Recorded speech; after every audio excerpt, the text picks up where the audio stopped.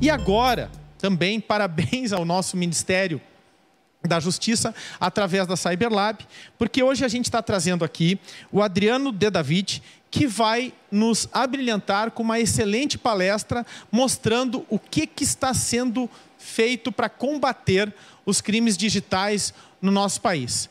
Adriano, seja muito bem-vindo aqui ao nosso fórum de internet, a Internet Sul, você gaúcho que é, caxiense, sinta-se em casa então, tens a palavra. Muito obrigado, Fabiano. A gente aproveita para agradecer a oportunidade, dar boa tarde, né, para todos os líderes e liderados desse evento. Então a gente agradece na pessoa do presidente da Internet Sul, que nos gratificou com esse convite para que possamos hoje aqui mostrar quem somos, onde estamos, o que fizemos e qual a participação dos provedores de internet nesse trabalho. Eu aproveito também e parabenizo mais uma vez o Eduardo pela brilhante apresentação. O Eduardo é um interlocutor, ele é um gateway nesse nosso mundo tecnológico que linka a iniciativa privada com o funcionalismo público, com os órgãos públicos, para que a gente obtenha resultados como uma operação que a gente vai mostrar aqui nesses próximos slides que vão passar. Eu não posso deixar de iniciar essa apresentação mostrando para vocês quem somos. Nós somos uma equipe bastante enxuta, com 7 agentes, onde somos coordenados pelo delegado de Polícia Civil do Estado do Piauí, o mestre Alessandro Barreto, mestre não apenas, como diz o dicionário, por possuir mestrado, mas um mestre articulador realmente de pessoas, um líder, um exemplo de gestão e que vocês provavelmente vão ter oportunidade de conhecer em outros eventos. Hoje me coube representar o Laboratório de Operações Cibernéticas devido a compromissos que ele possuía.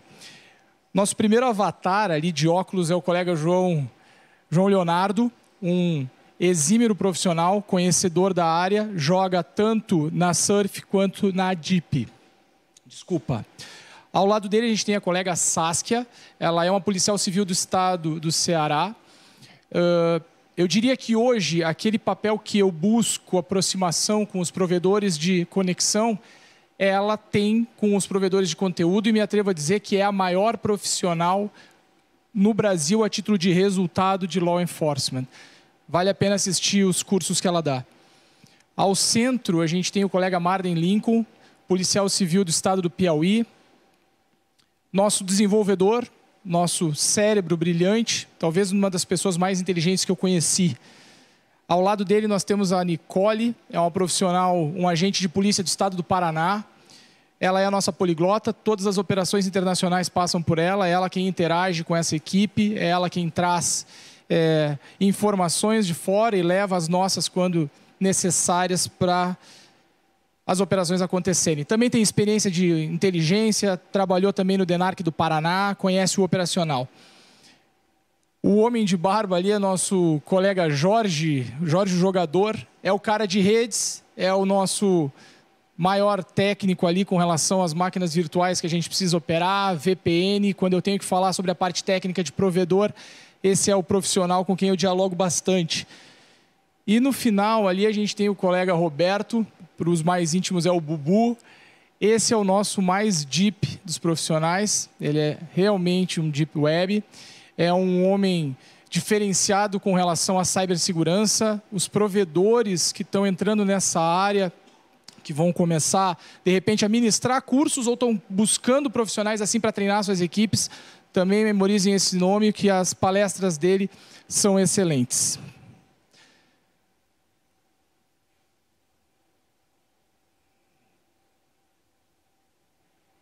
Perdão. Onde estamos? Bom, a Cyber ela pertence à Coordenação Geral de Combate ao Crime Organizado. Hoje, que está coordenada pelo Dr. Carlos Bock, delegado de Polícia Civil do Estado do Mato Grosso. E a CGCCO está inserida na diretoria de operações da Secretaria de Operações Integradas do Ministério da Justiça de Brasília.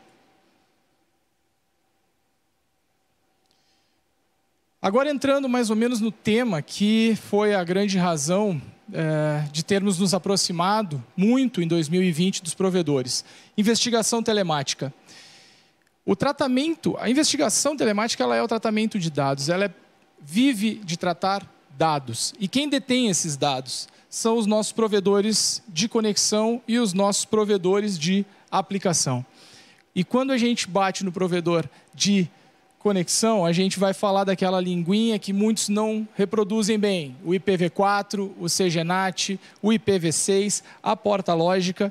O objetivo é um só quando se trata de uma autoridade policial requisitando isso. É dados cadastrais. Porque o nosso trabalho lá no tratamento de dados, independente da forma com que o agente vai apurar essas informações, ele precisa deter os dados. E muito desses dados, eles estão à disposição da autoridade policial sem a necessidade da ordem judicial. Esse é um tema que logo que eu cheguei aqui já me foi abordado, solicitado, e a gente vai falar brevemente nessa apresentação também sobre isso. Porque a gente não pode solicitar isso dos provedores sem entregar aos provedores onde está a legislação que prevê. A Cyber não trabalha à margem da lei. Nós estamos sempre dentro dela. Então, o que a gente mais ou menos montou rapidinho aqui, como uma forma resumida, porque a gente não está com uma linguagem para falar com advogados, apesar de, obviamente, todos os advogados que estão assistindo terem as suas teorias e poderem expor elas. Estamos num país democrático. Mas ela vale para que o empreendedor, e aí eu falo com um pouquinho de maturidade isso, que você mesmo printe essa tela e pesquise, e tenha a sua opinião do que o legislador expôs ali. Obrigatoriamente, provedor de internet tem que conhecer o Marco Civil da internet. Então a gente vai falar apenas do artigo 10, ali o parágrafo 3º, que ele já trouxe, né, para o provedor a citação da existência dos dados, a salvaguarda dos dados e a possibilidade de esses dados serem entregues mediante previsão legal. Bom, previsão legal. Antes da gente entrar na previsão, a gente tem que falar da lei do delegado de polícia. Por que a gente tem que falar da lei do delegado de polícia? Porque o empreendedor lá na ponta, ele tem que saber quem está requisitando. Então, eu, Adriano de Davi, eu sou um agente de polícia. Todos os pedidos que nascem na Cyber são assinados pelo delegado Alessandro Barreto. É ele quem detém esse poder legal para requisitar. Isso pode ocorrer em outras instituições. Claro que a legislação, ela trata a autoridade policial. Aí a gente vai até a Constituição e descobre que a autoridade policial, apesar de, a grosso modo, todos tratarem nós policiais como autoridade, a autoridade policial, mediante a Constituição Federal, são os delegados de polícia federal e civil. Então, se outra instituição está requisitando esses dados mediante outra autoridade, vocês não vão encontrar dentro da lei essa autorização. Distinto de ordem judicial. Aí, a ordem judicial, o juiz determina o que ele quiser. E todas as leis vão sempre citar a autoridade policial e o Ministério Público. Também não vou entrar na seara do Ministério Público, mas está sempre enquadrado. Para a gente não se estender, gente, a Lei 12.850 de 2013 é a Lei de Organização Criminosa, é uma lei muito bem escrita. No artigo 15 dessa lei, ela já deixava claro essa expansão para o poder da autoridade policial requisitar dados cadastrais. Mesmo assim, como eu comentava antes com o presidente de uma das associações de vocês na entrada, toda vez que uma lei dá permissão para que um trabalho de investigação esteja bem feito, nós vamos prender gente. Toda vez que isso ocorre, vai ser mobilizado grupos de juristas. E toda vez que isso acontece, eles também vão trabalhar muito bem e encontrar lacunas que possam impedir que essa investigação avance. Isso é o efeito natural de um país democrático. Então, o legislador, em 2019, nós não vamos tratar o que foi feito antes, o legislador, em 2019, no pacote anticrime, ele acrescentou o 10A a essa lei de organização criminosa. E neste inciso 1 e 2, ele definiu a questão da conexão de dados e dos dados cadastrais. E ele determinou que os dados cadastrais, que um IP seria considerado um dado cadastral. Então, ele arredondou qualquer lacuna que trouxesse dúvidas sobre o tema. Isso já existia na Lei de Lavagem de Dinheiro, quando, em 2012, foi acrescentado o 17B, e também já inserido no Estatuto da Criança e do Adolescente, porque houve uma margem ali para que houvesse o trabalho de investigação dentro da rede, para que a gente pudesse fazer o que a gente chama de infiltração. Como eu disse, a parte de legislação ela é para ser voltada realmente ao provedor. Tá? Então, se em algum momento a gente precisar evoluir esse tema, a gente pode fazer depois. Aqui o foco realmente para nós é mostrar o envolvimento do provedor no nosso trabalho. Então, esse quadro aqui, provedor, aplicação, conexão. Lá na conexão, peço desculpa se a gente não trouxe todas as associações que estão fazendo parte, mas a gente tentou trazer junto para as operadoras todo esse grande grupo que em 2020 a gente está fazendo um grande trabalho. E os provedores de aplicação, aqueles que a gente já conhece, a gente não tem dificuldade de trabalhar com a maioria deles, principalmente com os grandes. Bom, então qual foi a interação que houve? Esse caso aqui é só um exemplo rápido, mas muito importante. Esse indivíduo, essa ficha criminal que vocês estão vendo, eu não vou deixar ela muito tempo na tela, esse indivíduo, ele tinha 15 mandados de prisão contra ele. Para quem é da área e está nos assistindo, ele tinha 48, se não me engano, 48 indiciamentos por homicídios. Então, se uma autoridade policial consegue indiciar um cidadão por 48 vezes por homicídios, é porque ele matou umas 100 pessoas. Entre base de cálculo de quem, corpos que não aparecem e outros que não há indícios e não há como concluir a investigação. Esse caso, ele vem para cá, até porque ele é o primeiro caso que eu consegui trabalhar com a equipe, porque eu estava chegando em Brasília, me apresentei, a equipe estava numa reunião com o Serviço Secreto Americano na Embaixada, eu não podia entrar, burocracias, e eu fiquei no laboratório, e o doutor Alessandro solicitou que a equipe me passasse o que já tinha sido apurado, porque a equipe já tinha feito todo o trabalho, a equipe tinha concluído todo o trabalho. Nessa conclusão que a equipe fez, onde é que eles tinham esbarrado? No CGNAT. Quando eles bateram no CGNAT, o dono do provedor, distante da terra natal do Ceará desse cidadão, ele disse, olha, eu não consigo individualizar esse pedido de vocês. E na época até um belo empreendedor, um belo empresário, ele, quando fui conversar com ele, ele disse, olha, sem a porta lógica eu não chego lá. Então o que a gente fez? Ele inicialmente também, se não me engano, tinha 48 usuários atrás daquele CGNAT. Juntos, filtramos para 16. Desses 16, a gente começou a bater dados cadastrais com operadoras. E de um trabalho conjunto entre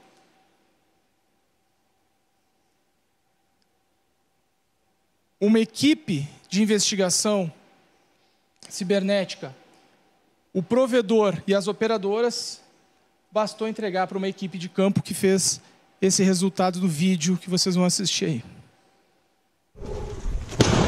A GT3 de Goiás. Polícia! Polícia! Polícia! Polícia! Polícia! Deita! Deita! Deita! Polícia! Deita!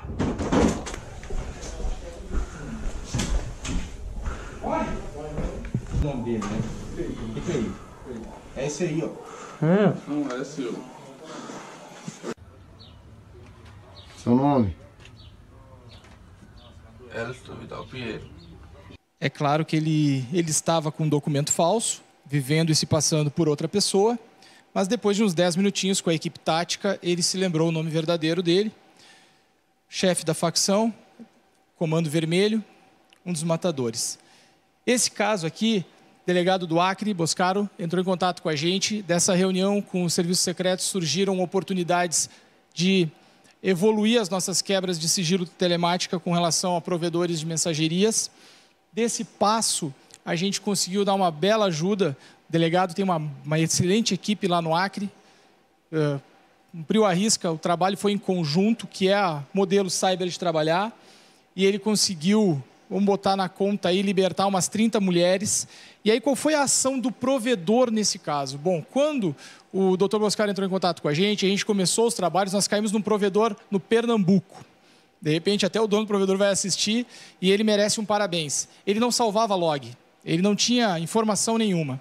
Nós iniciamos um trabalho, mostramos para ele a urgência daquilo e em 3 dias nós fatiamos uma pizza, ele tinha um POP com uma setorial de 360 de cobertura, mas uma setorial de 120, que era a região que nós queríamos.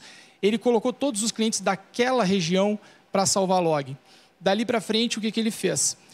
Como ele estava com dificuldade para pegar a porta lógica, quando a gente conseguiu reduzir bastante esses alvos, ele colocou IP fixo para nós em alguns dos alvos que estavam mais salientes. E o resultado foi um excelente trabalho do delegado Oscar lá no Acre, que ele contou aí em participação a delegacias do Pernambuco e de Minas Gerais. Nesse caso, a delegada Karina, outra delegada que a gente mantém bastante contato, excelente delegada de polícia, também com uma bela equipe lá na Paraíba, entrou em contato conosco porque o ex-governador da Paraíba estava sendo extorquido. Naquela situação, aí a situação é um pouquinho diferente com a parte que eu vou contar para vocês com relação à comunicação com os provedores. A gente chegou no meio de um profissional que se passava, ou talvez seja um membro do PCC, encarregado de fazer as cobranças e extorquir os sequestros. Esse indivíduo sabia se ocultar e se ocultou muito bem atrás da internet. Então, uma expressão que talvez não seja familiar para vocês, mas para nós é: no suspiro da baleia, nós conseguimos chegar a 2 endereços IPs. Caiu um em cada provedor distinto, também no Pernambuco. Aí, um dos empreendedores, 2, 3 da madrugada, conosco na linha, dentro do provedor, com a equipe dele, auxiliando o nosso trabalho para chegar no resultado. Já o outro empreendedor, ele sublocou um /24 do AS dele, e ele não sabia nem para quem, com quem estava esses IPs.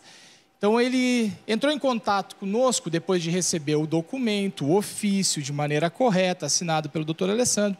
Ele entrou em contato conosco do escritório de advogado, da advocacia do advogado dele. A gente abriu a câmera, fez uma videoconferência, mostrei para ele funcional, arma, quem somos e o que precisamos. Dias depois, não tivemos sucesso nesse trabalho com ele, tivemos sucesso em outros. Doutora Karina prende o suspeito, identifica posteriormente, numa análise lá, que esse suspeito era o mesmo que estava extorquindo o governador de São Paulo, João Dória, e ela também descobre que o advogado havia aconselhado o dono do provedor a registrar um boletim de ocorrência contra mim. Esse tipo de situação, a gente tenta mostrar para o dono do provedor que nós não somos um órgão de fiscalização. Nós queremos prender um criminoso ou desvendar um crime. E é para isso que a gente está buscando cada dia mais mostrar a cara para os provedores de internet e sua importância. Como eu sou bairrista, todo mundo lá no Ministério sabe, eu trouxe 2 casos do interior do Rio Grande do Sul. Interessantes porque são distintos também como foi o trabalho dos provedores, mas também é importante para ficar uma mensagem, porque eu sei que a grande maioria dos provedores que fazem parte das associações são de cidades do interior. Como o Vergani disse aqui, bem disse aqui, os pequenos provedores que estão hoje levando a banda larga a todos os lares. Então a gente tem 2 cidades de interior aqui, com 2 chefes de facção. Eles buscam sim, cada vez mais se ocultar em cidades como a da Longevidade, em Veranópolis, onde o delegado Tiago conseguiu fazer um excelente trabalho, também tem uma excelente equipe trabalhando com ele lá. E o dono desse provedor também teve dificuldades, não salvava a porta lógica, teve que fazer um filtro, teve que interagir com a equipe e o resultado foi esse. Até passei o telefone da Internet Sul, aí não sei se ele já se associou.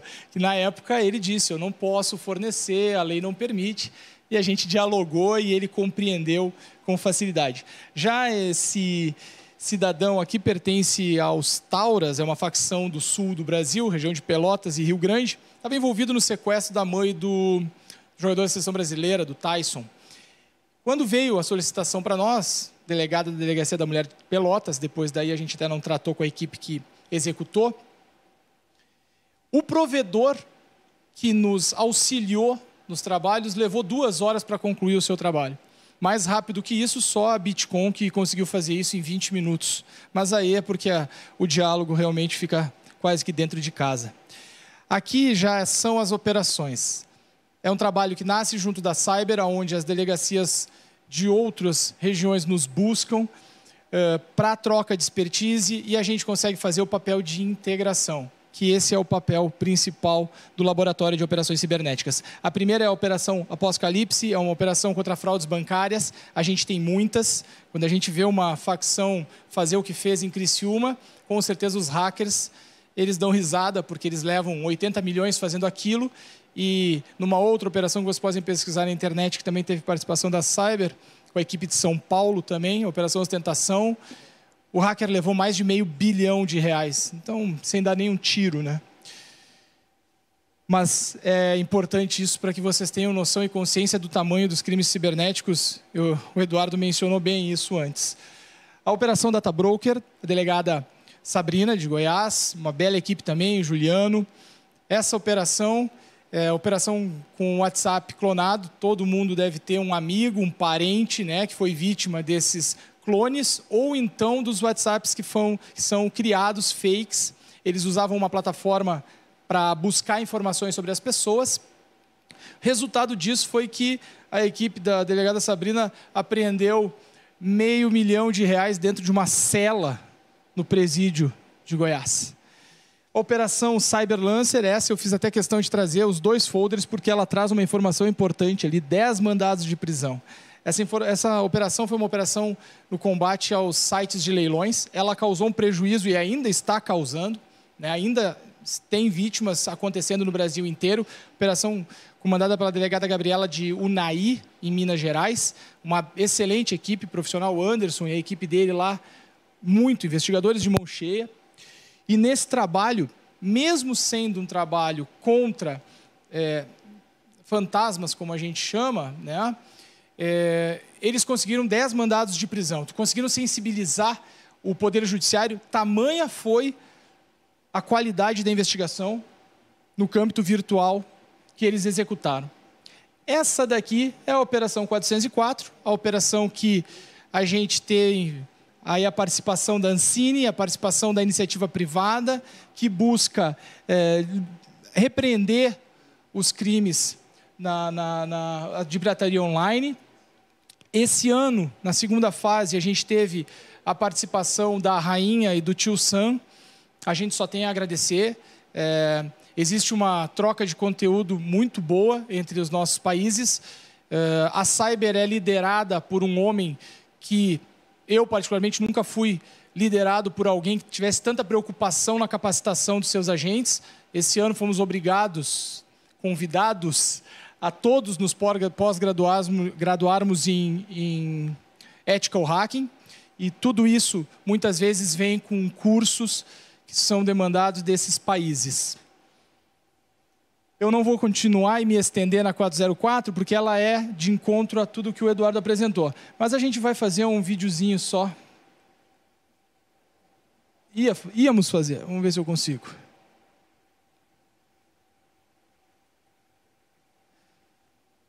Vai ter que dar um comando nele, Edu.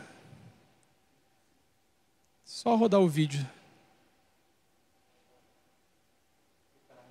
Dentro dela. Aí.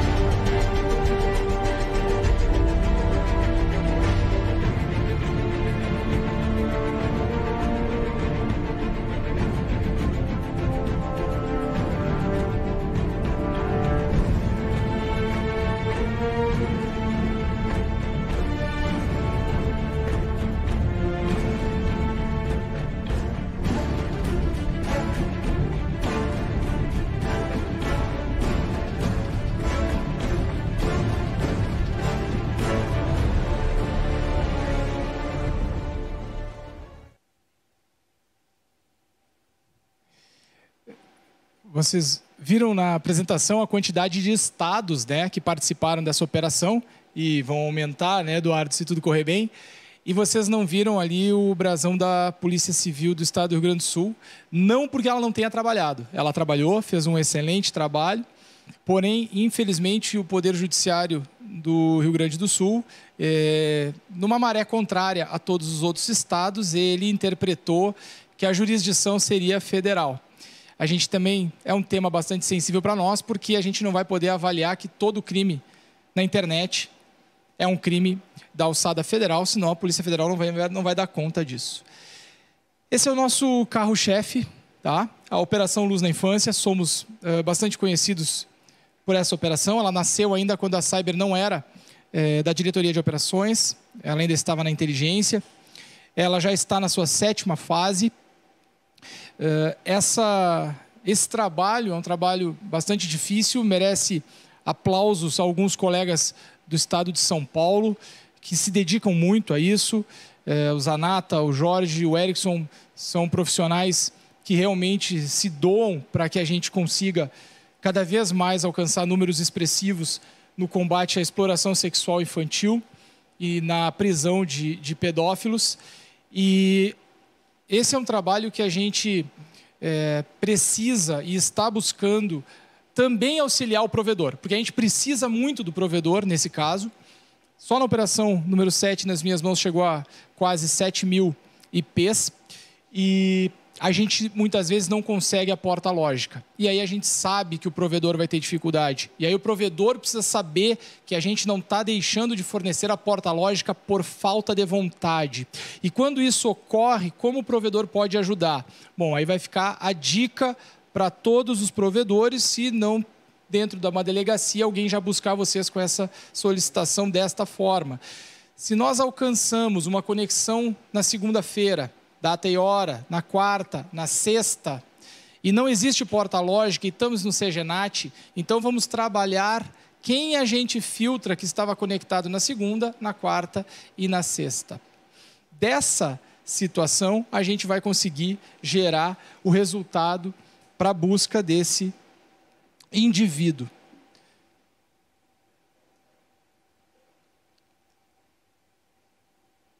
E aqui, pessoal, essa é a operação que nos aproximou dos provedores, dos presidentes das associações. A Operação Ataque Mestre, operação que combate o DDoS ou DDoS, foi uma solicitação feita pelo Dr. Breno, numa ligação onde a equipe dele não havia nos respondido, um ofício da Luz da Infância. Eu entrei em contato, fui muito bem atendido por ele, o advogado dele era contrário ao fornecimento de dados, expliquei a situação, ele concordou, e aí ele nos fez uma solicitação, que nós dessemos uma dedicação a esse tipo de crime. Contatamos algumas delegacias do Brasil, descobrimos que tinha algumas que estavam já caminhando com isso, e aí encontramos na delegacia do Tocantins, na delegacia de crime cibernético Tocantins, Dr. Claudemir, uma excelente equipe também, encontramos o parceiro para conseguir conduzir isso. Foram 9 meses de investigação. Desses 9 meses de investigação, a gente encontrou provedores vítimas nos 26 estados da Federação, mais o Distrito Federal. Foram inúmeros análise de dados, de números internacionais virtualizados, VPNs. A gente trabalhava, exploração financeira era feita toda em criptomoeda. Todos os provedores possíveis envolvidos, operadoras, porque o prejuízo era geral. Vazaram áudios de donos de provedores aos prantos, porque a empresa estava quebrando, situações de ameaça em cima disso também. E depois de muito pedido de paciência aos donos de provedores, a gente chegou lá. Então, à direita aqui a gente tem o Popular Guerreiro e ali à esquerda o Topiari. Foram presos o Topiari, a gente foi buscar ele em Porto Feliz, São Paulo. Eles não acreditavam quando estavam sendo presos, são hackers, eles acham que ninguém vai alcançar, que ninguém vai chegar neles, eles são fantasmas realmente. Mas um trabalho bem feito e com fornecimento de dados, o resultado é esse. Eu pus uma frase ali embaixo, que vocês estão lendo, E essa frase, tivemos o privilégio de receber a resposta da empresa, da companhia internacional que nos ajudou, entre muitos dados que a gente teve, alguns beliscaram algumas coisas, a gente fez uma solicitação para ela sem necessidade de autorização judicial. E é porque estávamos pedindo dados cadastrais. E essa companhia internacional, que normalmente elas respondem dizendo que não cumprem a legislação brasileira, ela nos respondeu. E foi através da resposta dela que nós alcançamos o topiário, e do topiário chegamos no Guerreiro. E quando ela respondeu ao nosso agradecimento, a companhia disse essa frase, que somos uma companhia que zela muito pela privacidade dos dados de seus clientes, mas nunca seremos coniventes com a criminalidade. Eu não vou dizer que companhia é, mas eu vou dizer que 99% dos provedores idolatram o seu fundador como um deus, e esse homem sempre vai zelar pela privacidade dos dados dos seus usuários. Dados cadastrais de um criminoso não é invadir a privacidade de nenhum cliente. Naquela operação Ataque Mestre, eu sou obrigado a citar o nome de um colega que não gosta muito de ser citado, mas que fez um excelente trabalho, trabalhou 9 meses incansáveis ao meu lado, o Steve. O nome dele é Francisco Valdo, trabalha na PC de Tocantins, é um analista cibernético, mas prefere se chamar de Steve, e fez um brilhante trabalho. E essa frase, que eu finalizo, eu disse essa frase para o Dr. Alessandro nas primeiras semanas nossas em Brasília, com a equipe. Os provedores serão nossos maiores aliados. Eu tentava, pelo menos, sensibilizar de que o papel do provedor no mundo jurídico ele desconhece, porque ele trabalha da busca de resultados, ele precisa empreender, ele precisa crescer. Então, o papel da Cyber hoje, e nesse espaço cedido pela Internet Sul, é exatamente esse, tentar mostrar para o dono do provedor, para o profissional do provedor, o quanto importante é salvar um logzinho do usuário. Tem um abusador sexual por trás, se ele escapar, o provedor também é responsável, e se ele for capturado, é mérito do provedor ao nosso lado também. Eu sou só um representante da equipe, mas a nossa equipe é bastante unida. Doutor Alessandro, mais uma vez eu agradeço, em nome de toda a Cyber, essa oportunidade que a Internet Sul nos deu. Grande Adriano de David, grande Eduardo, nós é que agradecemos a participação de vocês aqui, a presença de vocês aqui, que muito nos honra.